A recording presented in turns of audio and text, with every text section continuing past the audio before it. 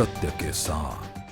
नमस्कार, मैं आशीष तिवारी एक बार फिर एक खास एपिसोड के साथ आपके सामने आया हूं, लेकर एक ऐसी शख्सियत जिसे मिलकर और जिनकी बातें सुनकर मैं गारंटी करता हूं कि आपको रोमांच के साथ साथ बहुत ही अच्छा अनुभव होगा। आपने अपनी जिंदगी में रियल लाइफ में बहुत सारे हीरोज देखे होंगे, साउथ के, मुंबई के, टॉलीवुड, बॉलीवुड, लेकिन रियल लाइफ में कई ऐसे हीरोज होते हैं जो देश के लिए एक विरासत बन जाते हैं, मिसाल बन जाते हैं, और जब वो बोलते हैं तो एक ऐसी बातें निकलती हैं जो आज के युवाओं को जरूर सुनना चाहिए। आइए आपकी मुलाकात इनकाउंटर स्पेशलिस्ट और ओटीटी पर आपने जिस किरदार को देखा, इंस्पेक्टर अविनाश, उनसे मिलवाते हैं, उनसे रूबरू कराते हैं।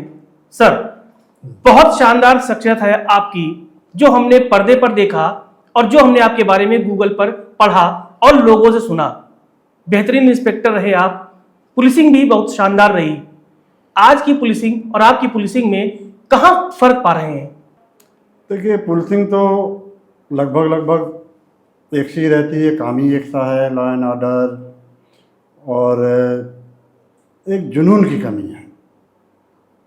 जो एक जज्बा होना चाहिए अपने काम को लेके, और हमें उसको ड्यूटी न मान के एंजॉय करना चाहिए, वो थोड़ी सी कमी दिखने लगी है। कुछ लीडरशिप की कमी दिखने लगी, अच्छी लीडरशिप नहीं मिल रही है, सपोर्ट मिल रहा है लेकिन रिजल्ट नहीं दे पा रहा है। तो पुलिसिंग तो है लेकिन फ़र्क इतना ही हो रहा है। तो पुलिसिंग के साथ अपराध में भी बदलाव आया? अपराध के तरीक़ों में बदलाव आया है। पहले जो अपराध होते थे वो आसानी से हम लोग उसको वर्कआउट कर लेते थे। अब इलेक्ट्रॉनिक सर्वेलेंस का भी यूज़ करना पड़ता है, और मुखबिर बेसिस इंफॉर्मेशन कम हो गई हैं, नेटवर्किंग थोड़ी सी कम हो गई है, तो उसका फ़र्क पड़ा है।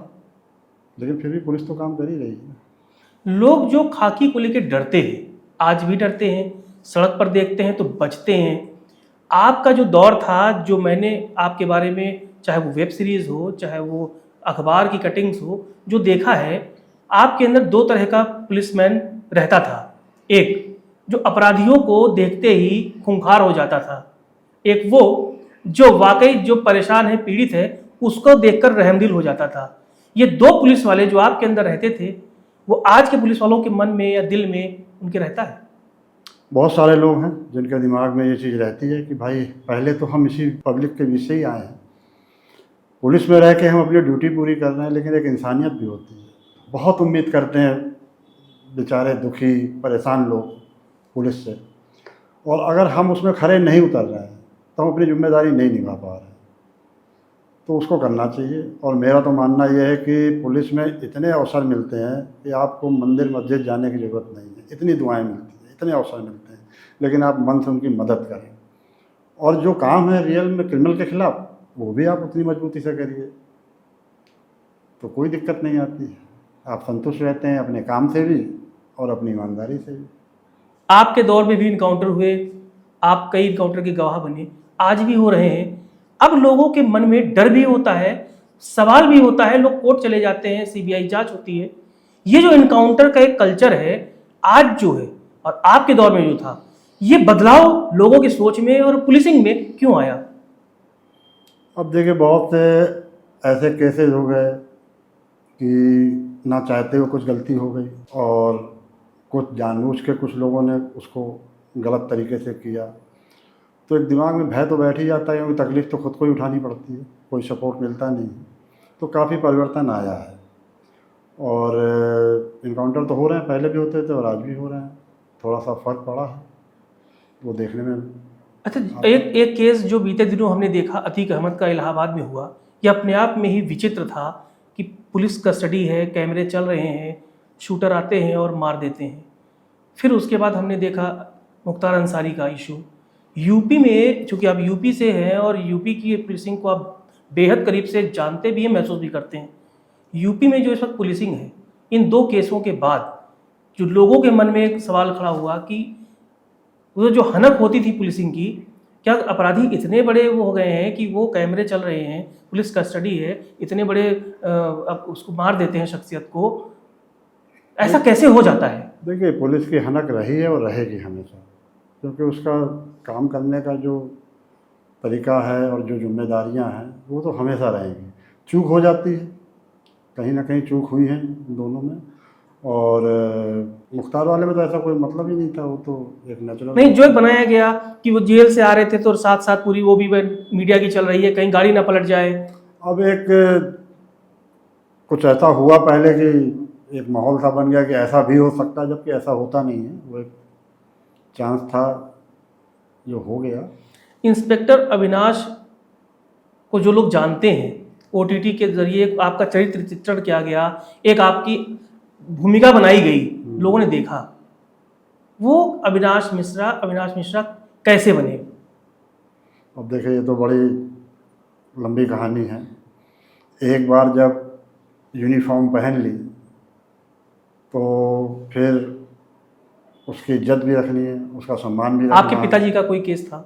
नहीं, मेरे पिताजी का केस वो तो खैर अलग था, लेकिन जब एक बार यूनिफॉर्म पहन ली तो फिर एक जिम्मेदारी बन जाती है, फिर उसकी इज्जत रखना, उसके अनुसार काम करना, वो क्रिमिनल के ख़िलाफ़ हो या गरीब मजदूर लोगों की हेल्प के लिए हो। तो धीरे धीरे वो बढ़ता गया और ऐसी जिम्मेदारियां मिलती गई। कुछ लीडर ऐसे डिपार्टमेंट में मिले जिन्होंने सपोर्ट किया और फिर कारवां चलता रहा। एनकाउंटर करते समय एक इंसान भी रहते हैं आप, क्या होता है उस वक्त मन में? लेकिन सामने एक क्रिमिनल भी रहता है, दुर्दांत क्रिमिनल, जिसने कितनों की हत्या, कितने परिवार। विचलित नहीं होते, नहीं, क्योंकि सामने इधर उधर नहीं सोचते, फोकस क्लियर है। क्योंकि सामने दिख रहा है कि वो व्यक्ति है जिसने कितने परिवार उजाड़ दिए, समाज कितना दुखी है इस आदमी से, तो उसके बारे में क्या सोचना। जब आए इसी काम के लिए हैं, पहनी खाकी इसीलिए है, तो फिर क्या सोचना। कभी ऐसा हुआ कि कोई ऐसी गोली आपके हाथों से चली जिस पर बाद में आपको अफसोस हुआ? हाँ, एक आध पूरी नौकरी में एक आध चांस ऐसा हुआ है जिसका अफसोस खुद को करना पड़ता है, आज भी करते हैं। कब एहसास हुआ? हुए एक दो केस हुए ऐसे, लगा कि गलत हुआ? हाँ, जैसे कहावत है ना कि अब बहुत महीन घुन कोई गेहूं के हाँ। साथ पिस जाए कभी। तो फिर जब वो पश्चाताप हुआ तो आपने जो अंदर से एक आत्मा थी, कचोट रही थी, कैसे आपने अपने आप को उससे बाहर निकाला, उबारा, उसका पश्चाताप कैसे किया? स्वयं से माफ़ी मांग के, ईश्वर से माफ़ी मांग के। क्या आज के पुलिस वाले ऐसा करते हैं? अब मुझे नहीं पता। करना चाहिए? करना चाहिए। अगर गलती हुई तो उसका पश्चाताप करना चाहिए। नहीं समाज के सामने कर सकते तो स्वयं से करो कि आइंदा ना हो। जब आपका दौर था पुलिसिंग का और आप शबाब पे थे, बिल्कुल एक हनक थी आपकी और एक इमेज बन गई थी, बच्चे, परिवार, रिश्तेदार, शादी ब्याह जाते होंगे आप, वो कैसा अनुभव होता था लोग जब आपसे मिलते थे? बड़ा थोड़ा मुश्किल होता था, क्योंकि मुझको वाइस श्रेणी की सिक्योरिटी मिली हुई थी, तो उस सिक्योरिटी को लेके अब रिश्तेदारों में तो नहीं जा सकते थे, बच्चों के स्कूल नहीं जा सकते थे, तो थोड़ा सा लगता था कि एक आदमी को लेके जा रहे हैं, अकेले जा रहे हैं, थोड़ा इधर उधर भय सा रहता था, लेकिन मैनेज करते थे। कभी आपको जीवन में धमकी, डर या किसी से थ्रेट मिला? आते रहते थे, उसका कोई फर्क नहीं पड़ता था। क्यों नहीं फर्क पड़ता था मिश्रा जी पे? अब फर्क इसलिए नहीं पड़ता था कि मुझे तो अपना काम करना है ना। अगर धमकी से ही डर जाना तो फिर इस रास्ते पे चलना ही क्यों था। कभी समझौते की बात? कभी नहीं। कभी ऑफर आए लेकिन कभी नहीं। सबसे बेहतरीन जो आपने दौर गुजारा किस जिले में गुजारा जहां की पुलिसिंग में आपने बिल्कुल परिवर्तन ही कर दिया? देखिए, मेरा मेरठ में अच्छा दौर रहा, उसके बाद तो मेरी सारी नौकरी एसटीएफ और एटीएस में ही रही। एसटीएफ में जब आप गए, हाँ, तो एक आम पुलिसिंग से एसटीएफ में जाना और फिर विशेष केसेस पे काम करना, इसको कैसे आपने एडजस्ट किया? बहुत अच्छा था। एसटीएफ में देखिए क्या था कि सारा समय सिर्फ क्राइम पे ही देना होता था, कोई लॉ एंड ऑर्डर से मतलब नहीं रहता था, कोई पॉलिटिकल पार्टी या कोई इस तरह की ड्यूटी से कोई मतलब नहीं रहता था, सिर्फ एक ही फोकस रहता था, क्राइम पे। अच्छी सुविधाएं मिलती थी, अच्छा सपोर्ट मिलता था, तो अच्छा लगता था काम करने में। और वही देखिए, जबकि एसटीएफ और आज की एसटीएफ चली रही है। टेक्नोलॉजी में कितना बदले हम? बहुत फ़र्क आया। पहले हम लोग जब शुरू किए थे तब आप देखिए कि मोबाइल के डिटेल्स वगैरह हम लोग पेपर में देखा करते थे, मतलब चश्मे लग जाते थे लोगों के, 80-80 पेज के डिटेल आते थे। अब तो आप एक बार क्लिक करिए पूरा डिटेल, बहुत फ़र्क होगा। मुखबिर तंत्र कितना बड़ा अहम किरदार निभाता है किसी भी अपराधी तक पुलिस के पहुंचने में? बहुत बड़ा। आज की डेट में भी अगर उसका इस्तेमाल अच्छे से किया जाए तो मुखबिर तंत्र, आपका नेटवर्क बहुत इम्पोर्टेंट है, जितना इलेक्ट्रॉनिक मीडिया। भरोसे में कमी आई है भरोसे या बजट में कमी आई? नहीं, भरोसे में भी कमी नहीं, बजट में नहीं, प्रयासों में कमी आई है। प्रयास थोड़े से नहीं रहते हैं डिपार्टमेंट में। देखिए आप, एक ऐसा पुलिस विभाग है कि आप अगर एक 4 लोगों की मदद कर दें तो कोई एक बंदा इतना अच्छा जरूर होता है वो वक्त पे खड़ा रहता है आपकी मदद करने के लिए। तो और फिर आपका काम, पुलिस का काम है, आप बोले यार ये मदद चाहिए तो वो 100% करता है। तो थोड़ा सा प्रयासों में कमी है। जब आपके किरदार को ओटीटी पर लाया गया, इंस्पेक्टर अविनाश बनी, एक लोगों ने नए पुलिसमैन को टीवी पर देखा जो नहीं जानते थे, देश दुनिया के लोगों ने देखा। उसके बाद परसेप्शन या लोगों की सोच आपको लेकर कितनी बदली, उसके बाद का अनुभव क्या रहा? वो बहुत ज़्यादा फर्क नहीं पड़ा। उस वेब सीरीज के आने से फ़र्क ये हुआ कि जो लोग थोड़ा सा दूरी बना के रखते थे, हमारे बारे में नहीं जानते थे, अब वो लोग खुलेआम फ़ोन पे भी मिला लेते हैं, बात कर लेते हैं, घर पे मिल लेते हैं, मतलब कहीं भी हो तो बिंदास मिलने चले जाते हैं। अब उनसे इनका नहीं रहता कि अरे नहीं ये वो नहीं जो है।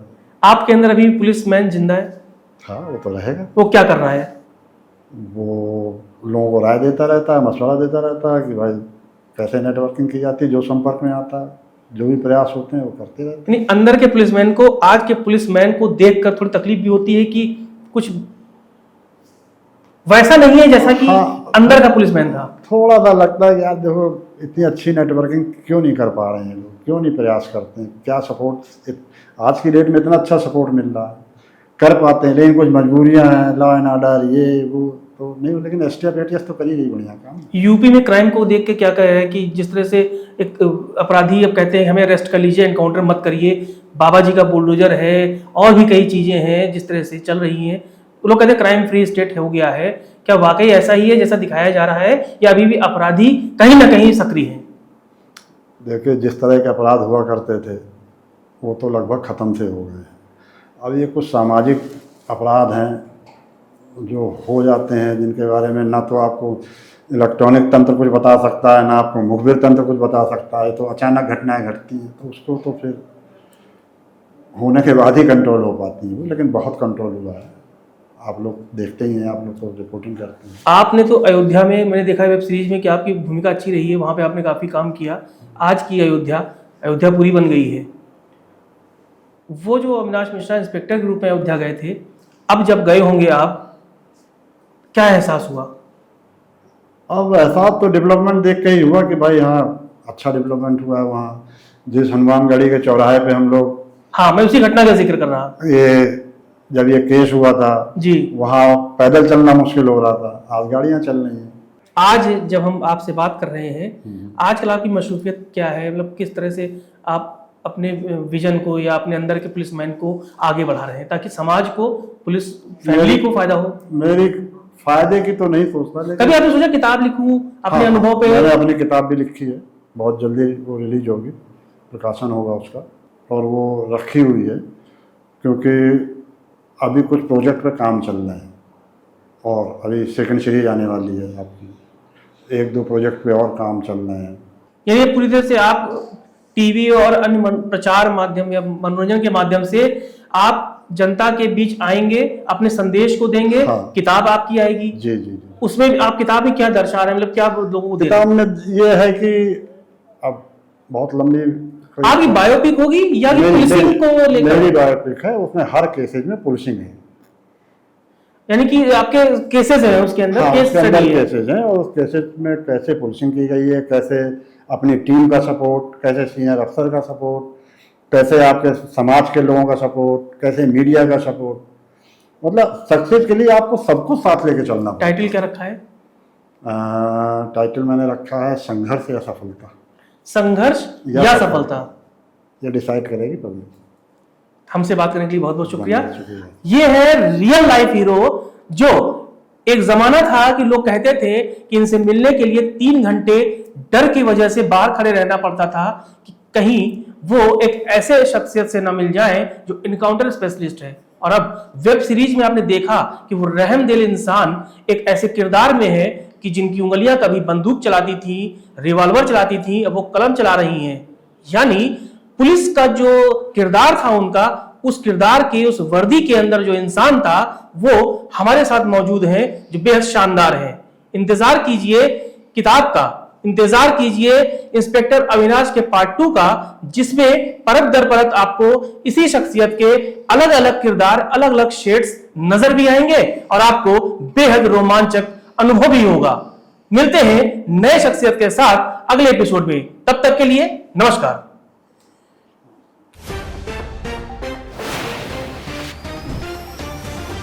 सत्य के साथ।